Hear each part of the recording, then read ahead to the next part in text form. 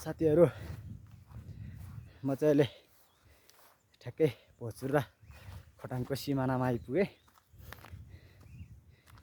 यो चाहिँ हाम्रो खोटाङ जिल्ला, यो साइड चाहिँ, अनि यो साइड चाहिँ भोजपुर जिल्ला पर्छ।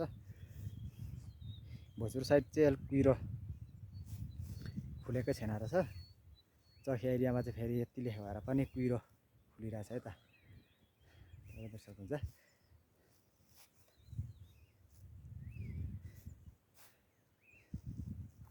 हामी चाहिँ अब आजको यात्रा भनेको चाहिँ यो बाटो हुँदै हामी त जाने हो।